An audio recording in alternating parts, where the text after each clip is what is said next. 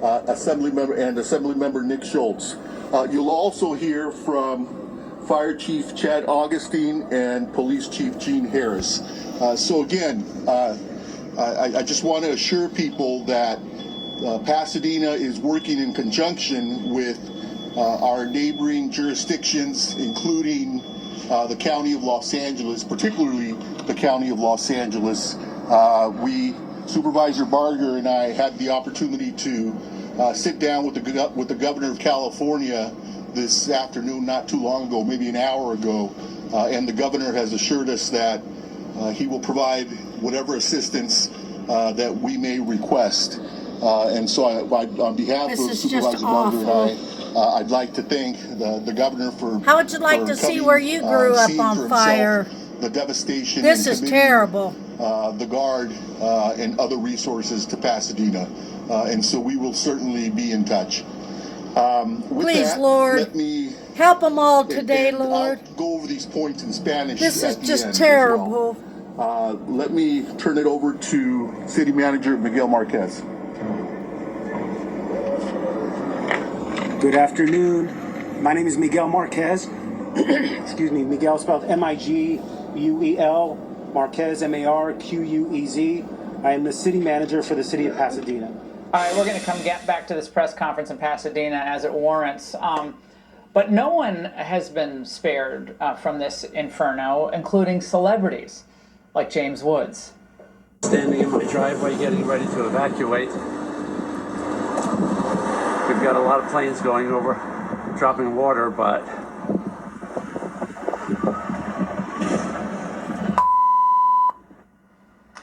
James Woods joins me now. James, you posted a video that I watched last night. I think it was right after you posted it, coming right up to your deck. Lord. We're watching it now. I'm so sorry for everything you and all of your friends and all the residents of California are going through tonight. Do you know what's happened to your home since?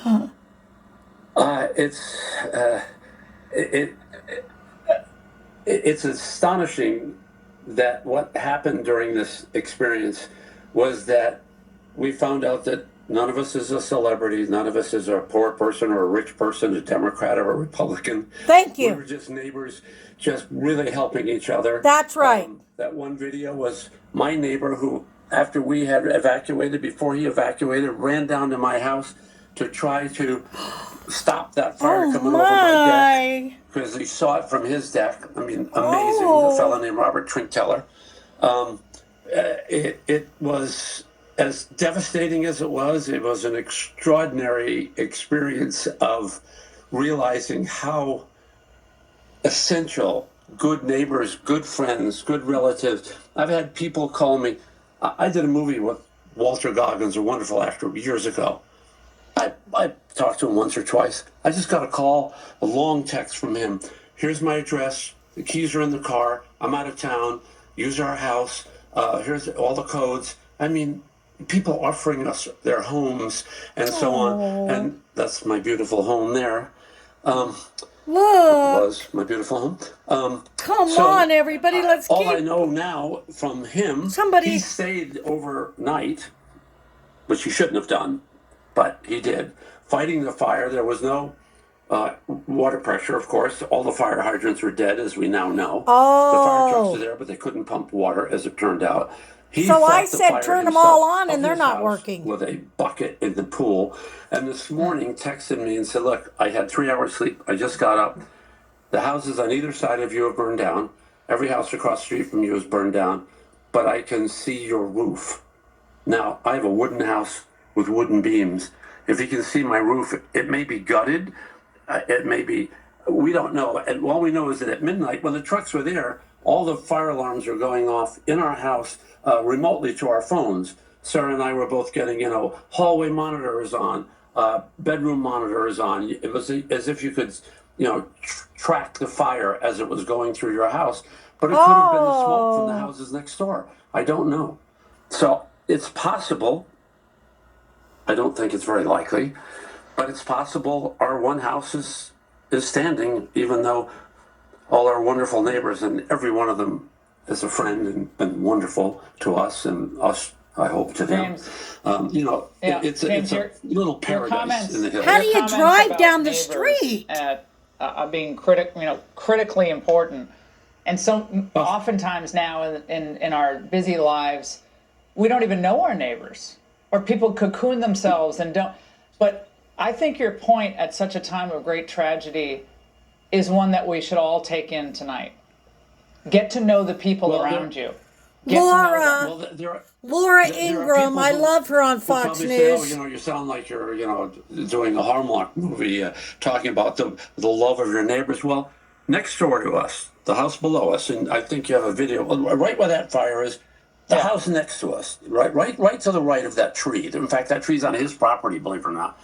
Is a 94-year-old gentleman who has advanced dementia.